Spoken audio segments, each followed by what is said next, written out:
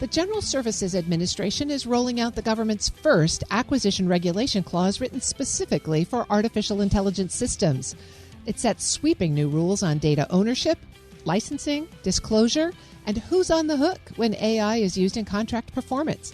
And it's raising red flags across the contracting community.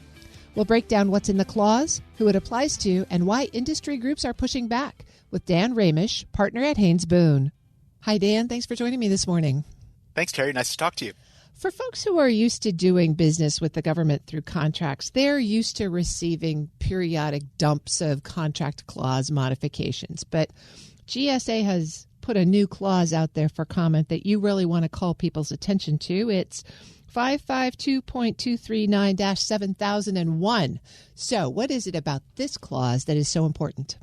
So this clause is the first acquisition regulation clause that specifically addresses AI systems. It was, as you mentioned, introduced through GSA's latest update to the multiple award schedule, Refresh 31. It has a lot in there, and it's very detailed and prescriptive in the requirements it imposes on government contractors and also on service providers, which are defined as any entities that directly or indirectly provide, operate, or license AI systems, whether or not they're subcontractors. So this clause by itself is 9 pages. It's not an easy read. Let's kind of start with the highlights. What does it cover? So the provisions of this clause really run the gamut from intellectual property and licensing to restrictions on government data and data handling and processing requirements, disclosure of AI use, American AI, and then incident reporting, data portability and interoperability. So really kind of spanning different types of requirements, both in terms of ownership of developments and data and security requirements and other policy requirements. So maybe to start with intellectual property rights and licensing, the clause provides that the government owns not only all government input data, but output data and custom developments.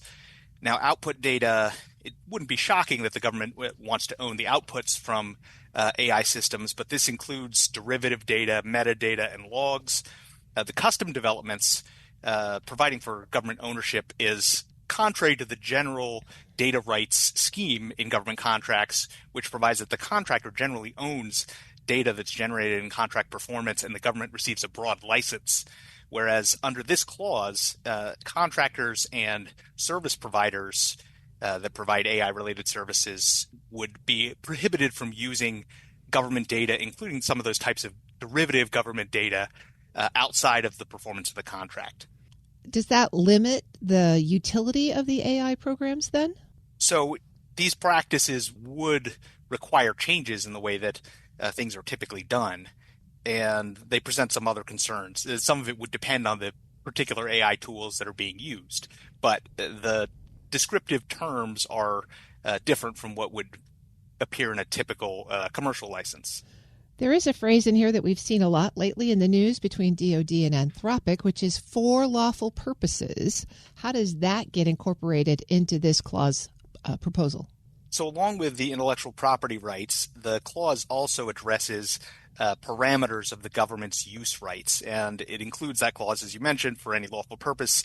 It also prohibits AI systems from refusing to produce data outputs or conduct analyses based on either the contractor's or the service provider's discretionary policies. And it also provides that the government has the right to integrate the AI system with government systems as necessary to do whatever it wants, lawful government purpose. And now there is this caveat that doesn't extend to retraining the model or altering model weights. But clearly the government is looking for the ability to do whatever it wants within the limits of the law and its own interpretation of the law without being constrained by contractor or service provider imposed policies. Speaking of those imposed policies, the clause also asserts that the AI has to be unbiased, so it can't have any ideologies that aren't objective from the government's perspective, right? Yes, that's right. Of course, when the administration is terming, some of these biases woke AI. The government has its own perspective, and every administration will have its own perspective. And so there is some room for interpretation as to what even a neutral AI would be. But there are criteria for unbiased AI described in general terms as one of the requirements in this clause. There are also important restrictions on the use of government data. Of course, unsurprisingly, restrictions on using data to or custom developments to train, fine-tune, or otherwise improve AI systems.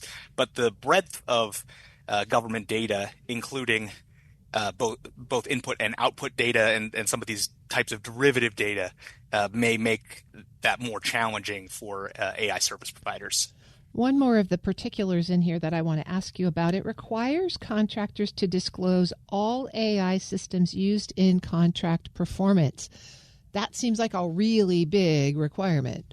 Yes, that's one of the striking things about this clause, both the fact that it applies to the prime contractor and makes them responsible for all of the AI service providers, and also that it's not limited to contracts that involve delivery of an AI system. If a contractor is using an AI system to perform a contract that has nothing to do with AI, that would still, at least by the terms of this clause, be subject to these requirements.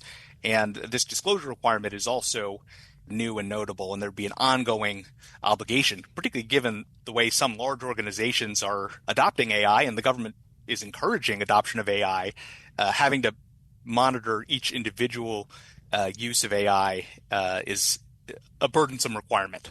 Does this get to the point where the Department of Defense, as an example, would want certification that Anthropic is in no one's supply chain? I think it's possible we could see requirements along those lines, again, recognizing that AI service providers will have their own views about this and may go to court to challenge some of these provisions. I'm speaking with Dan Ramish. He's a partner at Haynes Boone. Dan, let's move off the particulars now and talk about what you're hearing in terms of comments. What are industry players saying about this draft? I'd say there are really three special concerns about the draft clause. The first focuses around the fact that this has so many government unique requirements. When the federal government procures commercial software and software related services, that's typically accomplished using the licenses that are customarily provided to the public. And the aim of that, of course, is that the government pays more if they buy things that are have changes from the way that software providers typically provide them to everybody else. And so that has a cost impact, has a competitive impact. And this clause is not a commercial clause. The long list of government unique requirements could act as a deterrent for AI service providers selling to the government. It may deter contractors from using AI if doing that requires all of these prescriptive obligations. The second concern that people have raised is the contractor responsibility for service providers under the clause. So many government procurement clauses include flow-down obligations. That's a kind of a standard approach to making prime contractors responsible for subcontractors, and there is a level of oversight that's expected. But this clause seems to go above and beyond in making the contractor responsible for any service providers at any tier below when AI systems are being used. And there are just practical limits as to how much control and insight prime contractor will have into AI service providers, particularly when it comes to things in the clause that reach into providers' internal operations and processes. The other concern is timing and cost. So once the mass modification to the GSA multiple award schedule is issued, contractors will only have 60 days to accept it. And the AI clause doesn't have a phase-in period. It requires immediate implementation.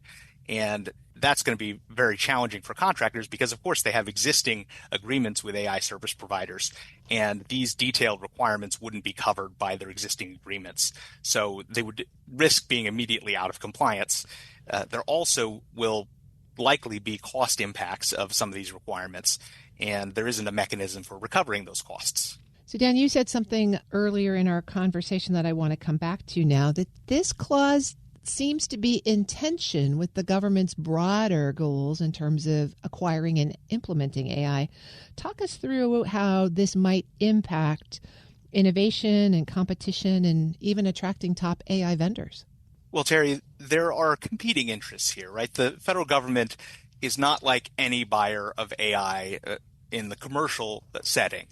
There are special concerns around the use of government data, and there are greater stakes when it comes to AI governance if you're dealing with matters of national concern. On the other hand, there are industry standards that are evolving in real time as to what terms AI service providers use. And having clauses that deviate substantially from the way everyone else is doing business will really hinder the government's ability to adopt AI. And this administration has been particularly outspoken about intending to get all the benefits of AI, being a leader in AI. And it'll be difficult to do that if they're not willing to buy AI on terms that are closer to what commercial buyers are using. So this really is the first acquisition clause, as you've said, that's specifically focused on AI systems.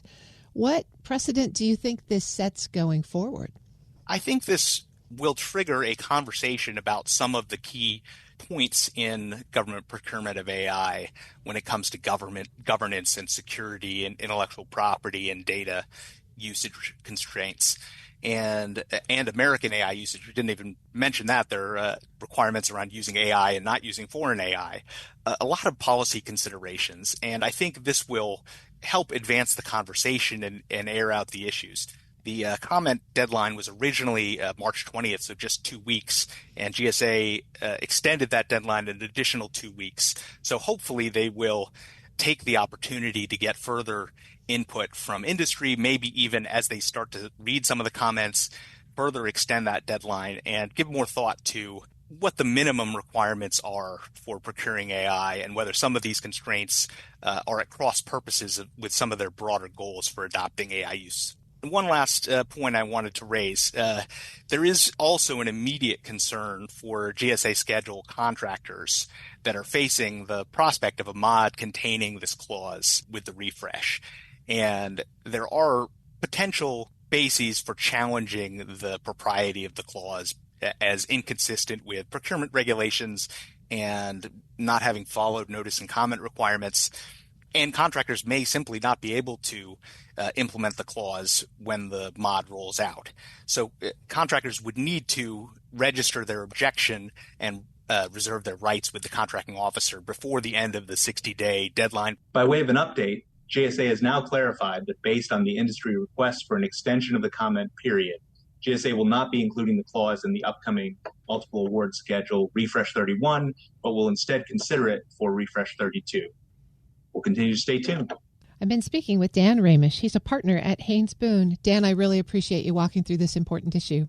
We'll post this interview at federalnewsnetwork.com/Federal Drive. Subscribe to the Federal Drive wherever you get your podcasts.